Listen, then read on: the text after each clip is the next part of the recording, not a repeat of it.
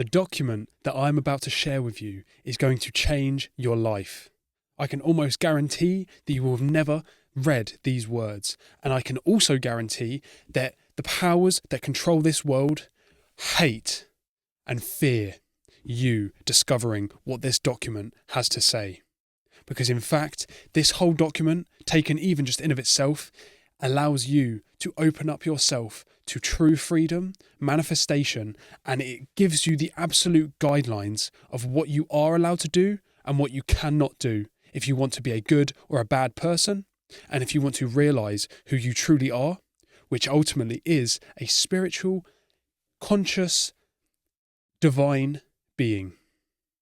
This is Morality Matters, and today we are breaking down one of the most important occulted, which simply means hidden, documents of all time, written by a very controversial figure, but we should focus on his work, not on who he was as a man. This document that I am going to be breaking down is known as Liber OZ. Free your mind. So as I said, this document is written by a very controversial man, and you may have heard of this man, but not the document. The man is Aleister Crowley. Think what you want about this man. I personally don't think he's even nearly someone to look up to, as much as people want to worship him and not actually look into the works that he produced, because a lot of the works that he actually produced was almost divinely inspired, and then he very, very much fell off the path. He's got some weird connections with things like the CIA and intelligence in MI6, dodgy sort of connections, and he definitely did some almost satanic things. But this document, and you can hopefully understand where I'm coming from by the end of this video, this document is the almost divinely inspired. It is pure power that it helps you tap into. And this links perfectly into the last video that I just made about human rights, because as we came to see, it's more about very briefly understanding the things that we cannot do, and then everything else is free reign. Instead of specifically going down into certain things that are human rights, we simply need to understand the 7 things that we cannot do, which are all forms of theft: murder, assault, rape, theft, trespass, coercion, and deception. Those are the things you cannot do. The rest is yours to choose. And this document summarizes that idea perfectly. I'm not at all going to be focusing on the man that wrote this, because it's ultimately unimportant. You should definitely understand who he was and where he came from, but that'll be for a different episode, or just you can look it up yourself. There's many autobiographies about him. But what it boiled down to was he was someone who was very religiously, dogmatically raised. He thankfully came to see that it was basically nonsense and a control system, as we've seen that's what religion is. He came to realize that, and then he went in the almost complete opposite direction and looked into the different occult schools. And again, occult simply means hidden, coming from the Latin occultare, simply means hidden. It's hidden knowledge about the self and the universe. That's all it is. And there are good and bad aspects to it. It's not just devil worship and inverted pentagrams and things like that. That plays a role, but that's the dark side. This, when properly understood, is the pinnacle of the light side. And the light side is what we are here working for. That's ultimately what's good, what's right, and what's divine, pure, and orderly. The thing that brings most freedom. So again, I'm not going to focus on the man that wrote this. You can look into that for yourself. It's this information. He channeled it, quite honestly, and most of his works he did, especially his book, The Book of the Law, which I do advocate that you read, because although a lot of his work is very symbolic, it's quite cryptic, it's enigmatic, you do have to do some contextual understanding and some almost problem solving of figuring out the different green language and etymology of some of the things he says, and the numerology.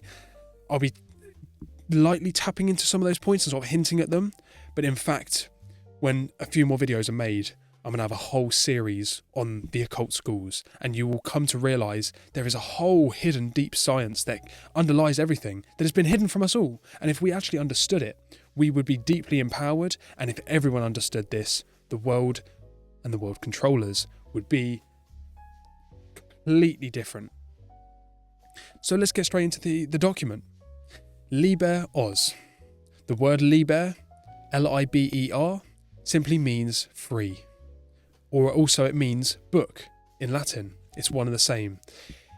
And so Oz actually was a sort of hint at the Wizard of Oz. The guy that wrote that book, won't get into this in huge detail now, but the guy that actually wrote The Wizard of Oz wasn't intending to just write some fun fairy tale child's book.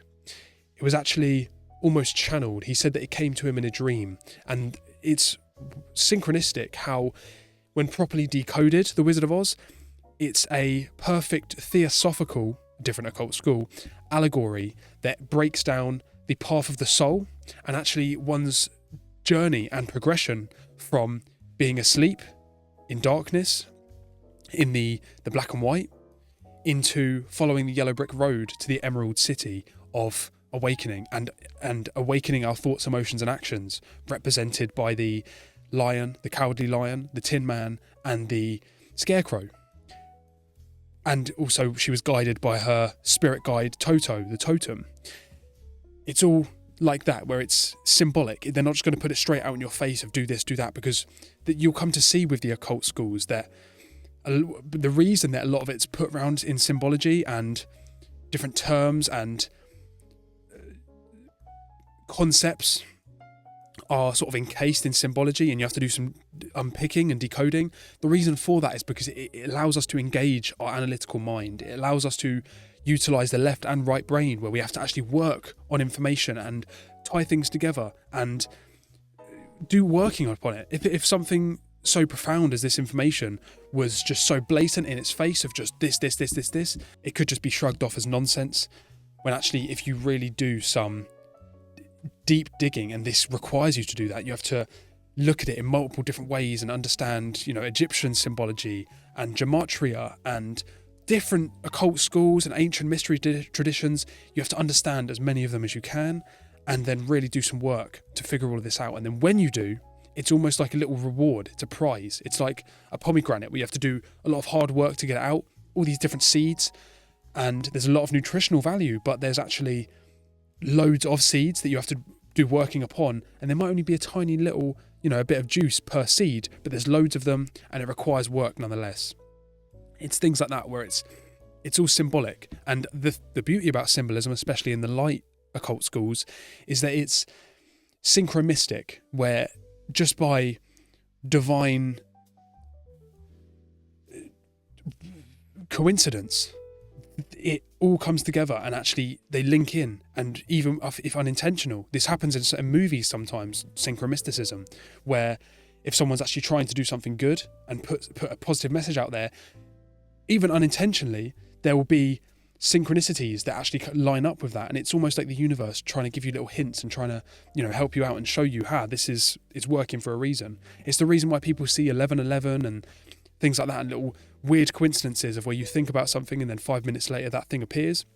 It's little things like that where the divine intelligence, the creator, is trying to communicate with you ultimately. Because once again, just like with God, it would be so easy to just shrug off and just take it, it has no meaning. If it's just immediate in your face, you're born, God is here, you can't question that. You have to do some working, you have to do some digging, some thinking and some real inner work to come to this realization and figure out yourself, and only then will it have so much more meaning and power. And it's only for certain people to understand that. But instead, we have to have everyone to realize this. So, Liber OZ, it's obviously Oz is linking to the Wizard of Oz, because what understanding this information will help you do is ultimately become a true wizard, not someone with the Harry Potter outfit and all this wand and stuff. There are parts of that can link in, but being a true magician instead of a sorcerer is one that simply has the divine will within them, and then they act upon that will. They act upon their right intentions, act them out in the world, and then they will manifest those desired outcomes. When you commit action at a distance and use the divine hidden forces of nature to your will, to the divine will ultimately, instead of your nonsensical base desire will, that's when you would become the magician. And understanding this kind of information, the occult schools of the positive, will allow you to become this Wizard of Oz. And so I'll have to do a breakdown of this symbol within the O in a whole, when I get into the occult schools, because you can spend hours breaking this one symbol down alone. But very briefly, the 666 at the bottom, most people understand what that is. It's the beast consciousness. It's the lower, almost satanic number of the beast, because ultimately it's one lesser than the true higher number of 777. That's why they hijack casinos and put that in your face, because our subconscious resonates with that 777. That's true perfection and harmony of the thoughts, emotions and actions. The 7, the septenary, is powerful. That's why 7s appear everywhere when it comes to proper spiritual knowledge. But instead we take one step back and we're in this 666 base consciousness. And so this symbol is showing you at the very bottom is 666, the lower base, just reptilian forms of our consciousness, of just purely for desires and the lower chakras for you spiritual folks.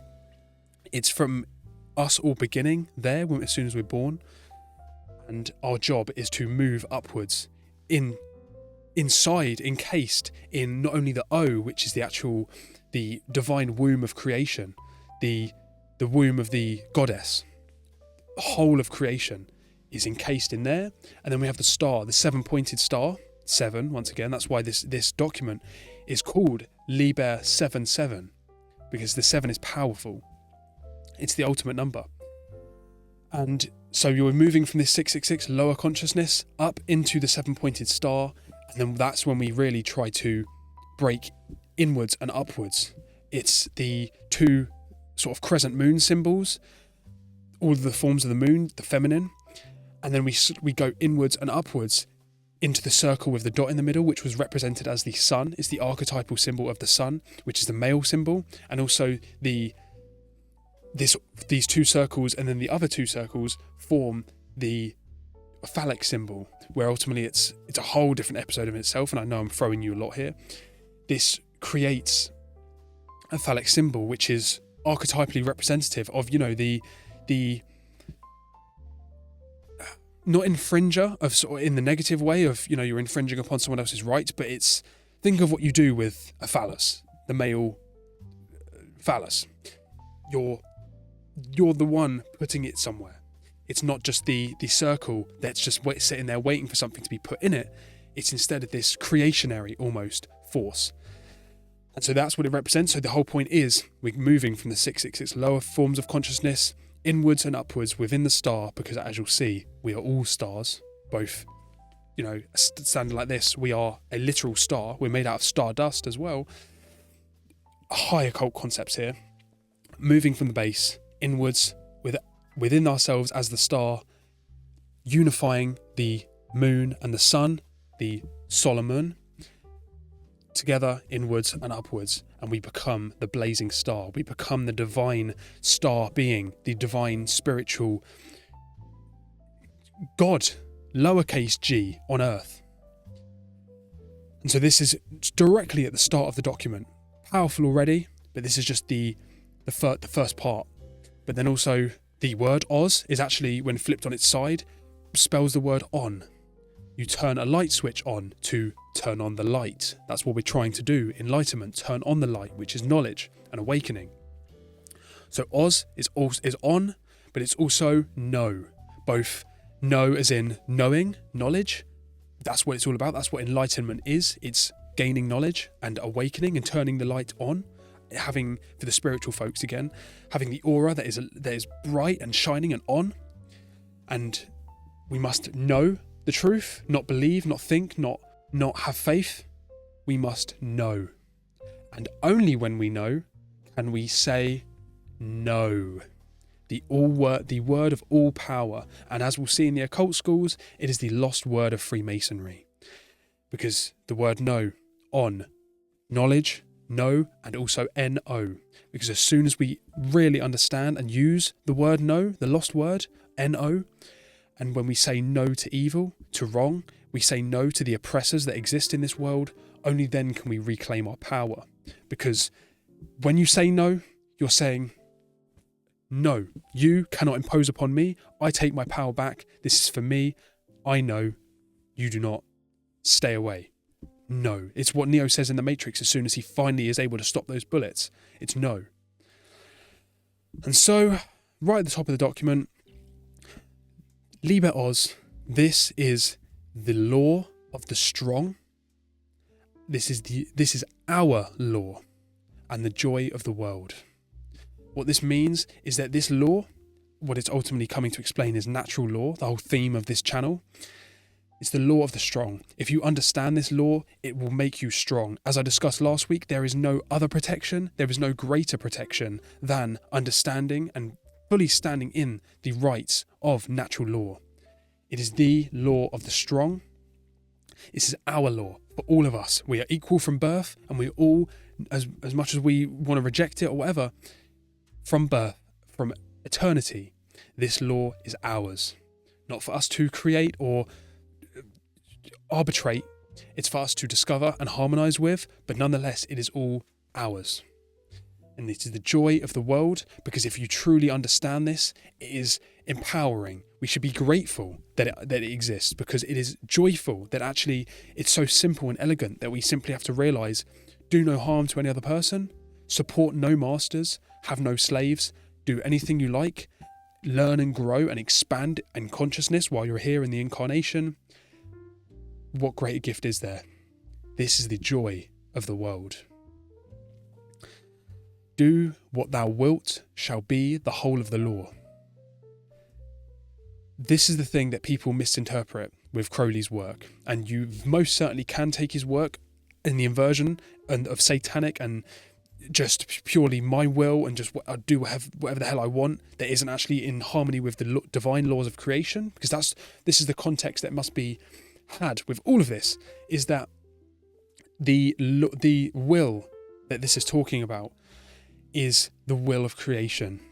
As much as whatever you want to think of the creator as, there is a creator nonetheless. That's for you to discover and contact yourself and discover for yourself, but it has a will. It's not a man on a cloud saying, I want you to do this and this and this. The creator of the universe has a will.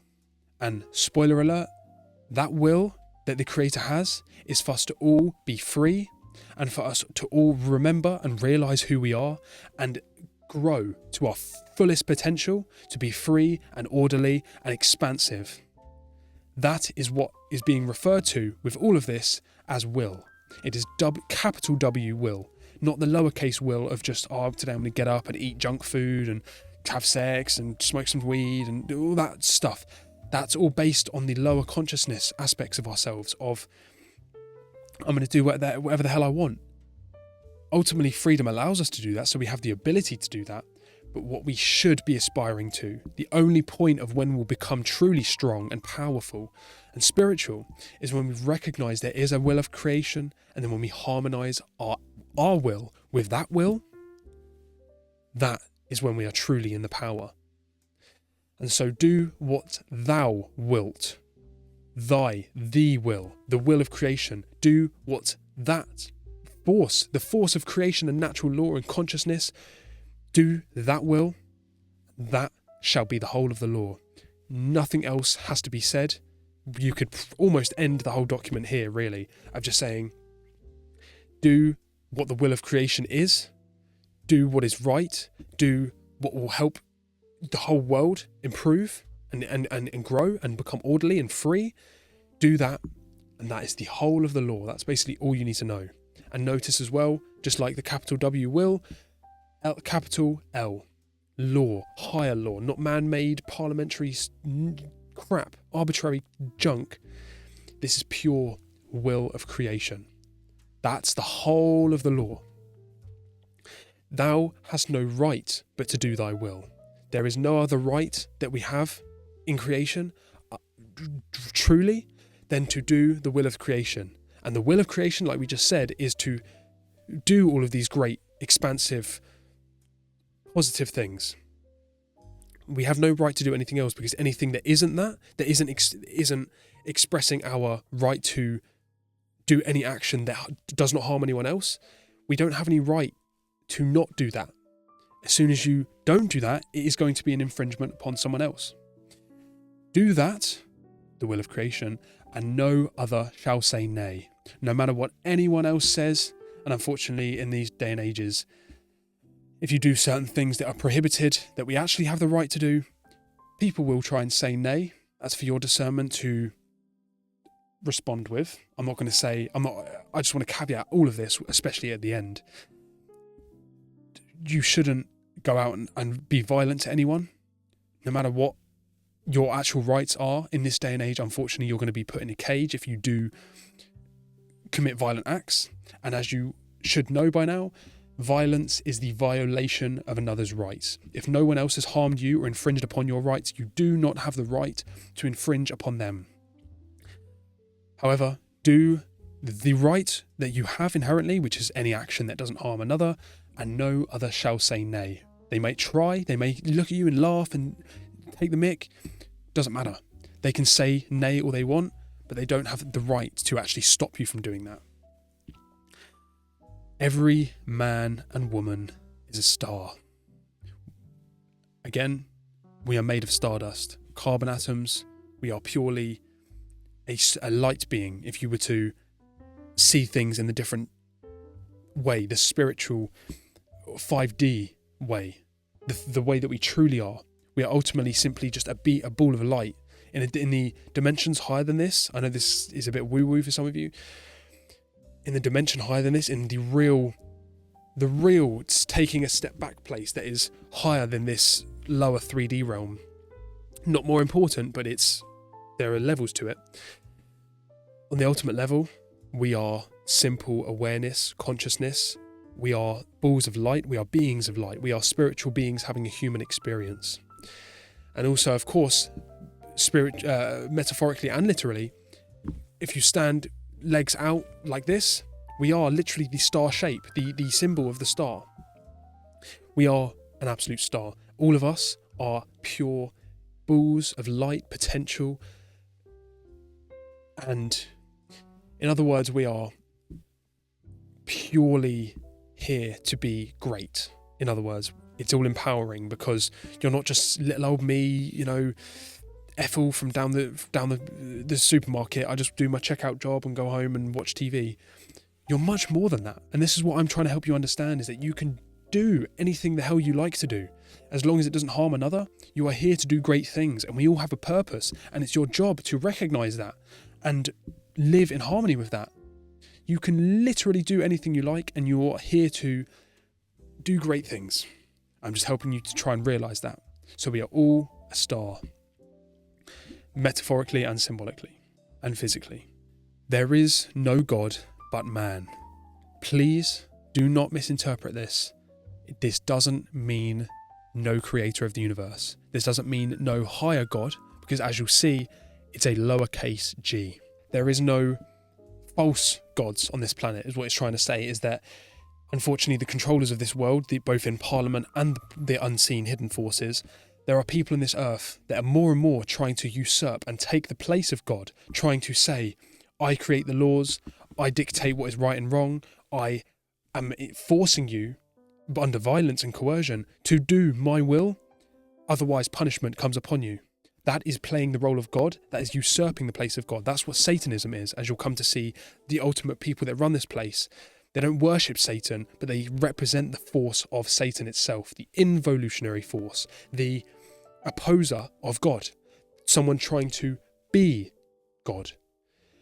And as you will come to see, and it even says in the Bible, we are gods. We are lowercase g gods, in the sense that we are here to create. We are small c creators. We are here as extensions of the mind of the infinite, here to experience and learn and grow in consciousness for this brief amount of time that we are incarnated here. It is our job to do all of that and understand that we are extensions, branches on the larger tree that is the creator. We are smaller gods. There is no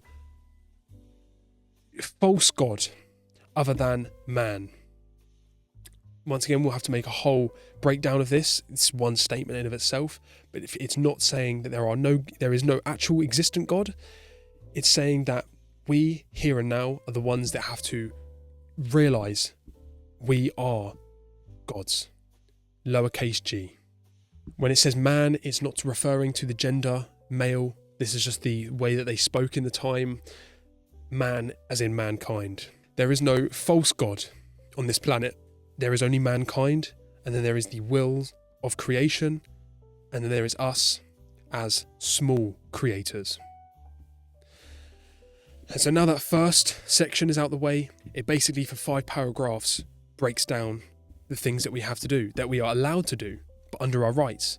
And of course, this could all just be summarised down to what we discussed last week of we have the right to do anything with our free will as long as it doesn't infringe upon anyone else. But this basically just sort of sections it down into the physical, the playful, the creative, the defensive, etc. The different forms of our rights. Man has the right to live by his own law. Once again, this isn't the capital L law. We don't have the right to walk around and say, I create what's law. I will be able to infringe upon anyone else. Whatever I say goes. Moral relativism, in other words, the cancer of this place. We have the right to live by our own law. Lowercase l. In other words, we can create the sort of the things that we want to do here while we're here. We want to determine for ourselves the things that we prioritise and work for and the purpose that we drive for. But we cannot usurp the place of the real creator in the capital L law, the laws of creation, the natural law. We cannot usurp that. We have the choice to use our free will to live by our own means, but not create our own moral laws. Man has the right to live in the way that he wills to do, to work as he will, to play as he will, to rest and to die as how he will. In other words, in your day-to-day life, the way the job that you have, things that you can play all the video games you like. It's not actually harming anyone. You can rest. You can even die how you will. Suicide is not a good idea, but the point is, all of these things we have the true ability, and no other shall say nay, of what I want to do in my day-to-day life, the habits I want to build, the things that I do for pleasure and for fun, they're all up to me. With work, this doesn't mean that you can just get any job you like as long as it's no matter what harm it does, because there are certainly some jobs that are wrong livelihood. We must understand that there are jobs that are moral and ones that are immoral, and we obviously have to do the moral jobs. To play, etc., we have all of those rights. Man has the right to eat what he will. It's not a wise decision to just be eating donuts all day long. It's your right nonetheless. It would be nonsensical if there was a new law to be passed saying you can only eat 3 donuts in a day because if you eat too many, you're going to raise your cholesterol and you're going to be ill. That may be true, but that does not give any man a right to create that. If I want to eat all those donuts, I have the right to do so. Is it wise? No. And this way of thinking should be understood with this whole document, because it's saying we have the right to do all of these things, but obviously we need to use our mental virtues to allow us to discern and figure out for ourselves what actually is a wise and virtuous and smart thing to do. Because we have all of these rights. I have the right inherently to go out and do 10 shots of heroin a day. Is it wise? No. Is it illegal? Yes. It's an unjust law. You get the point. It's all about our discernment, but ultimately, nonetheless, we have the right to do so. We have the right to drink what we will, similar point, to dwell and live where he will, to move as he will on the face of the earth. Now, this is a very relevant one and controversial if we really unpack it, but ideally, if the world wasn't so screwed up and people's minds weren't so in the gutter and culture wasn't so rampantly different and coercive and dangerous in some parts, on paper, world borders, it's just man-made junk. Of course, we need to have ways of not just people being all over the place and just complete chaos, in other words, even though I hate that term. We have the right to technically move wherever we like. Ideally, by principles, driving licenses are actually not exactly a moral thing. Licensure in of itself is simply you saying, someone else saying that you have to comply with my will and the set of me doing things. You have to comply with those and get the license from me because I am God and I give you permission when you're able to move upon the earth. But actually, in our inherent right stated here, we have the right to move anywhere on the face of the earth that we have the ability to. It's up to us, and we obviously should do that. Man has the right to think what he will. Unfortunately, in the times that are going this way, especially in the UK, free speech it's not completely gone as some people would like to say, but it's very restricted. It's slowly getting more and more cranked down into things you can and cannot say, and it's only a matter of time when AI is integrated into the human body and our thoughts will be controlled. They will not be our own. I mean, it's bad enough already, and we don't even have technology in the body.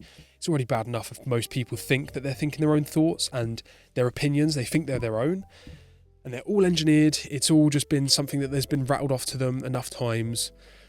They think it's their own thoughts, and then if you even challenge them with a single question, it's Windows shutdown mode of, I don't know.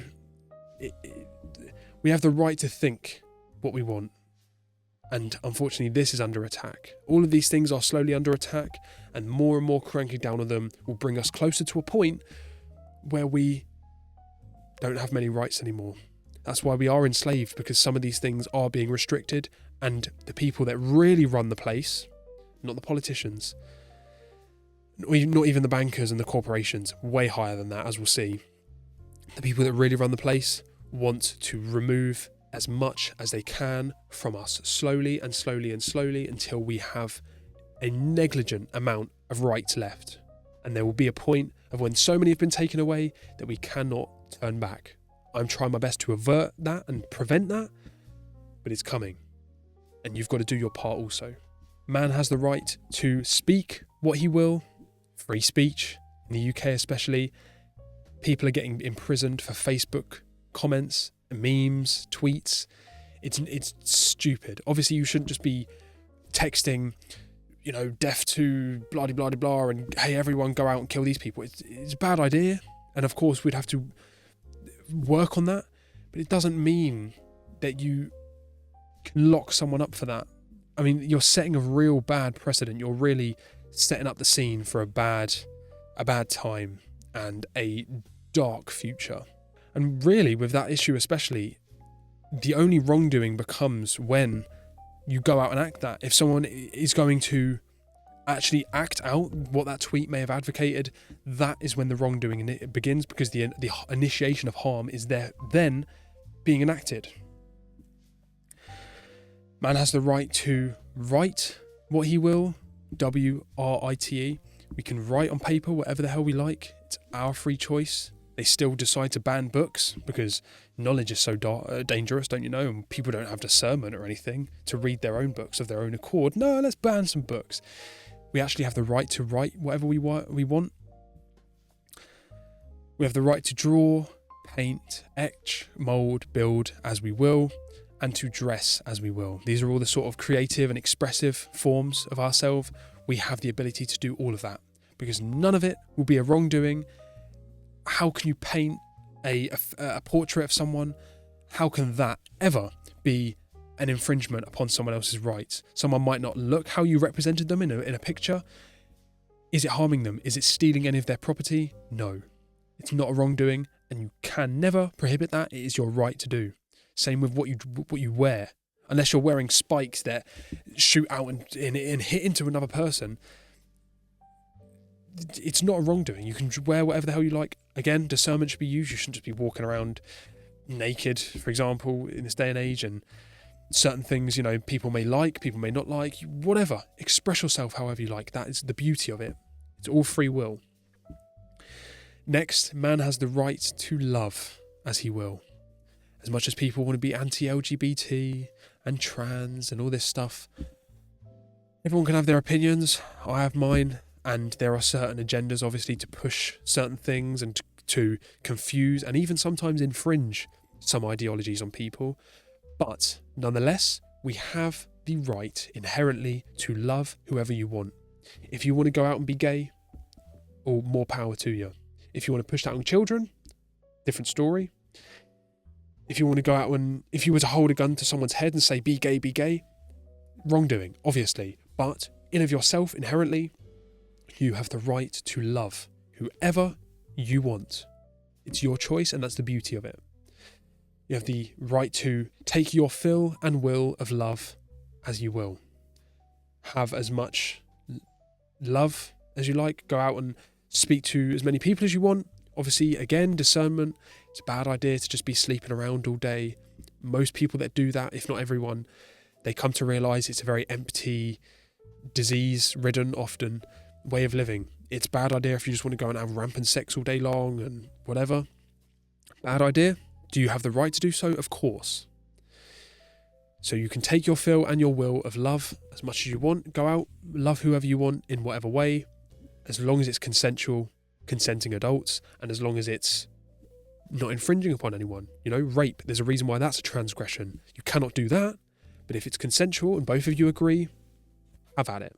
And there, we have the right to love as you will, when, where, and with who you want. Whoever you want, whenever, wherever, go for it. As long as it's consensual. That's why, again, rape is a transgression, because as long as, if someone is saying no, you cannot, obviously, you know, love as you will, but you have the right to, you know, go with anyone. It's simple. And finally, probably the most controversial statement of this whole thing, but quite honestly, if you really understand it, and as always, a whole episode may have to be devoted to this point because it needs expanding upon, and I just want to caveat this here. I am not advocating any violence on anyone. I advocate no person to go out and harm someone else, especially or only when it hasn't been initiated upon you first. You do not have the right, and you should not and must not and cannot go out and just be violent with anyone. I know there are certain people in the world that the world would be a better place without them. Trust me. But I would not for a second advocate that we should go out and harm them or be violent upon them. But this point that is about to be made is key in understanding the final say of what we have the right to do. Man has the right to kill those who would thwart his rights. As soon as someone makes it blatantly obvious, unequivocal and undoubtable and apparent that they are going to infringe upon your rights, obviously in more extreme cases when it's serious, if you know someone is going to stab or shoot you, and there's no question about it, they're not going to stand down from that. If you know that they're on their way to go and do that to you, by law, by rights, you have the ability under natural law to kill that person. And notice here it says kill, not murder.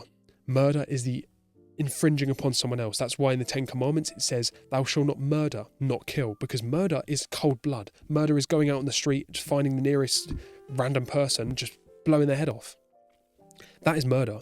But killing is simply, killing something. You kill a mosquito. You kill things, of course. There's a difference between that and murder. We do not have the right to murder people. But if someone makes it without any point, any ability to turn back from that decision, if someone makes it apparent, they are going to thwart your rights and ultimately probably kill you or something close to that. You have the actual natural inherent right to defend yourself. In other words, this whole statement basically says self-defense is necessary. And I'm not saying at the slightest drop of a hat, if someone was to take your necklace off of you and steal it, it doesn't mean right there and then you should just cut his head off. As always, we need to use some discernment. We need to use some restraint, of course. We want to try and preserve life as much as we can, and preferably dissuade someone from doing that act, you know? This needs to have discernment. But inherently, if it really gets to that point of where things get real and get serious, and it gets to the point of death, you do have the right of self-defense to defend yourself, and killing can play a role into that. If someone makes it unequivocal, I'm going to do this, you have to put them down. Pacifism is nonsense, it's a psyop, quite honestly. We have the ability to put them down from that. The slaves shall serve.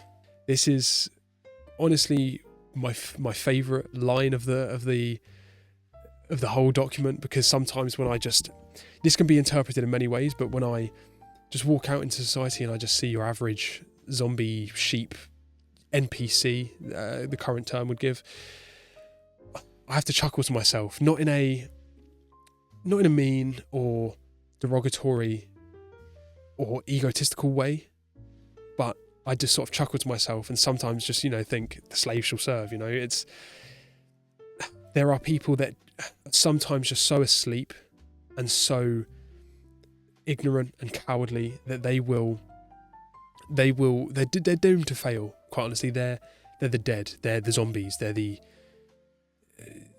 they're done for, in other words, basically. And these are the slaves. Unfortunately, in this day and age, we are all a form of slaves, because government is just another euphemism for slavery, but just not as direct and not as pervasive, not yet at least. But the authority of man ruling over someone else is a euphemism for slavery.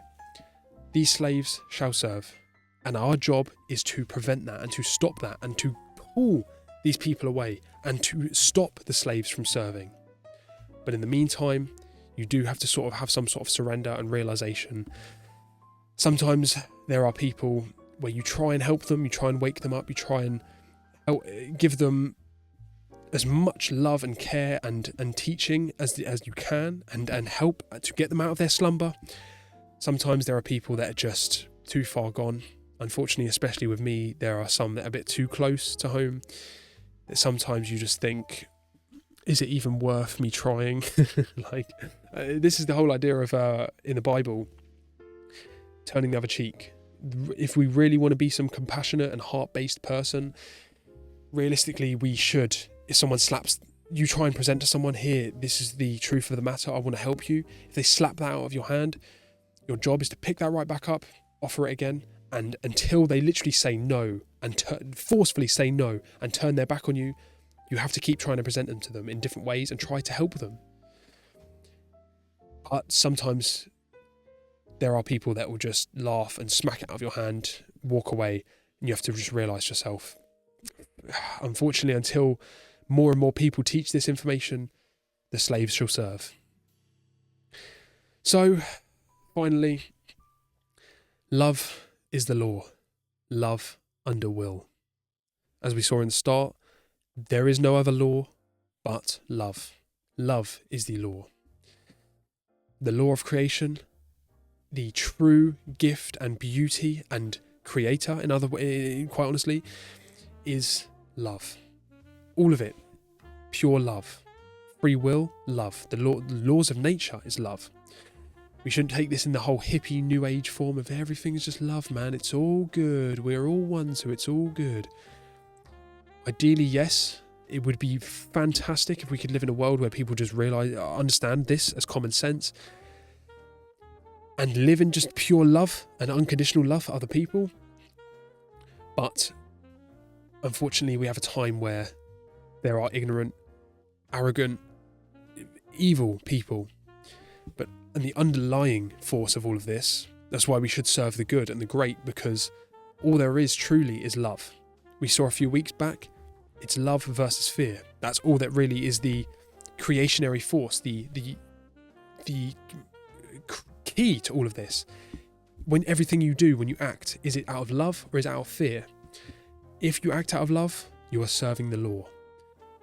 And this is not the eros or philos form of love.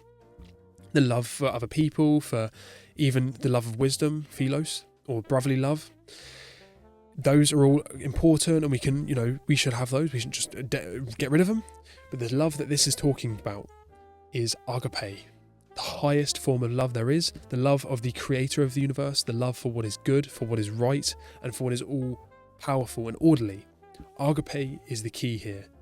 Love, agape, love, is the law. The law, the thing that we should worship, if anything else, or at least obey, is love. Higher love for everyone, for everything that is good, right, and for the creator. And when we do that, this love will be the foundation, the legs of the table that stands underneath our will.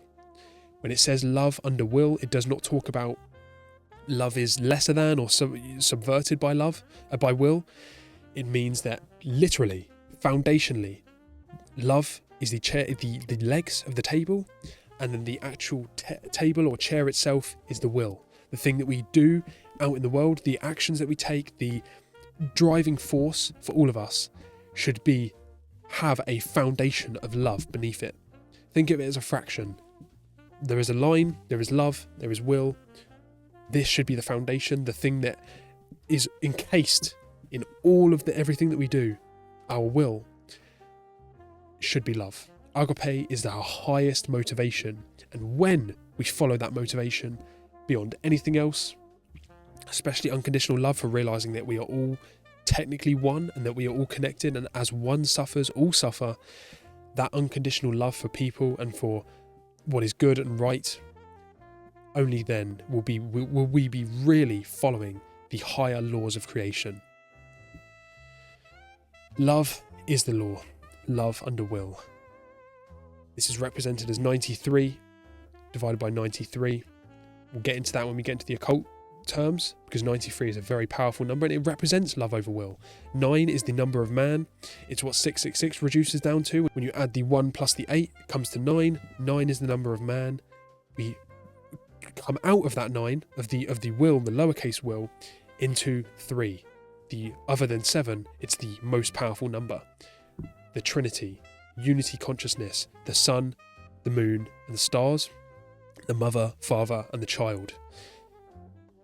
The Trinity.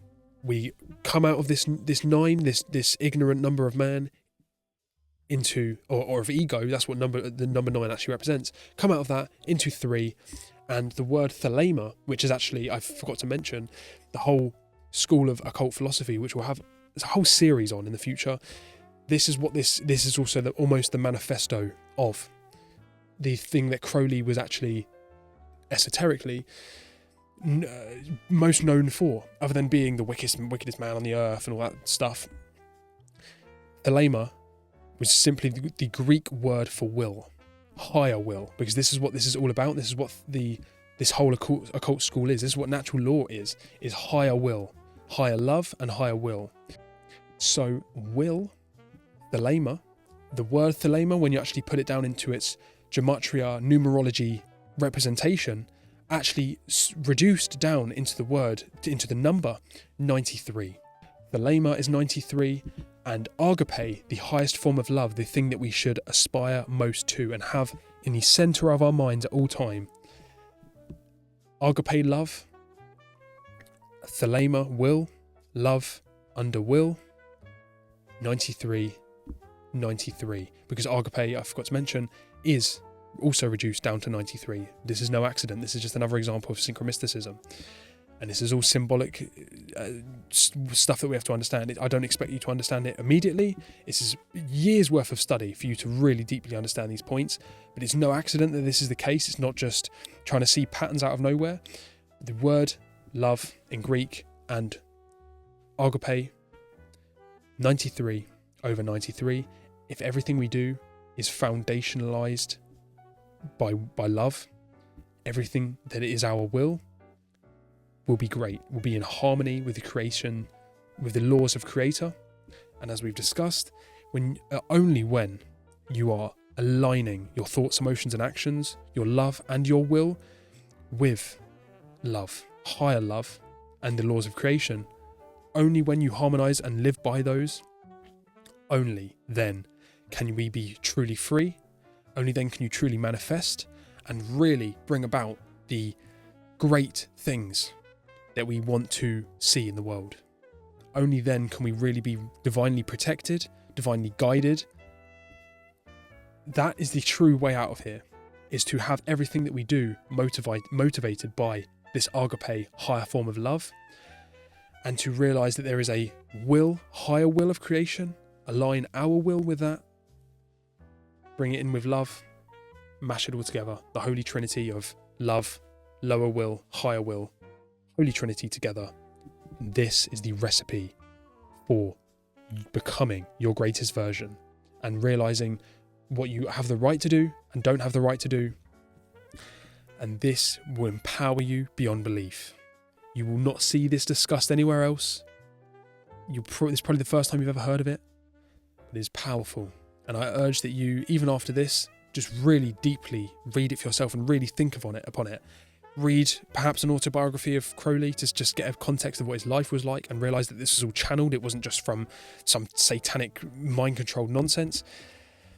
Look into that and then study Thelema, but also before you even do that, because some of it's hard to study. Even I have a challenge sometimes reading some of the Thelemic works because it's all cryptic. You first have to understand all the occult schools.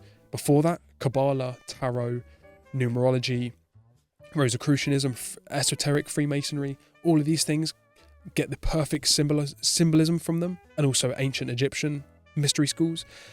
Do your very best to understand all of those and their symbologies and their pantheons. Combine it together. Thelema will really make the most sense to you. This is a lot of work, of course, but do you want to be free or not? Do you want to be wise and powerful or not? Do you want to really become your greatest version and help change the world for the better? Hopefully the answer is yes. That's why you're here and you've made it this far. This is powerful information. This is only a drop in the ocean, a small hint, a fragment of the deep, deep information that I'm going to be discussing in the future. But I hope you can see just this one-page document alone is incredible.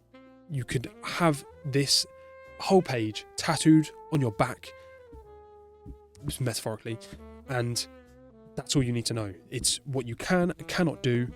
Align all these things, live for a higher purpose, and my friend, you will be powerful beyond belief. I know this has been cryptic and a bit different to what I normally put out, but this is only a hint of where the real deep, deep stuff can go. I've just given you the Secret of Ssecrets. I've given you the manifesto of power, of true, occult, divine, spiritual gold. I really hope you can appreciate this information. Drop a like, share it around, because this can help everyone. This is for us all to understand. It is our law and is the joy of the world. Share it around, subscribe so you'll see the videos in the past and take all of those in, because this is all powerful, empowering information.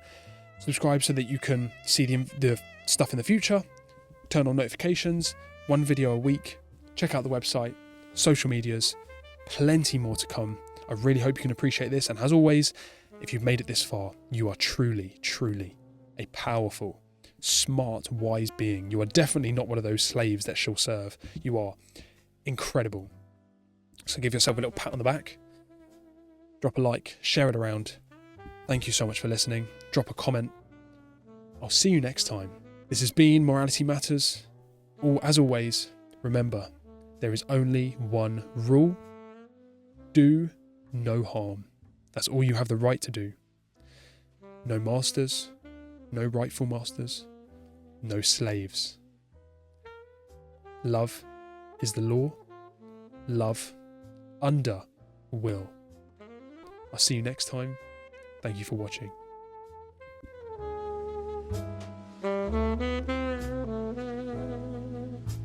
Thank you.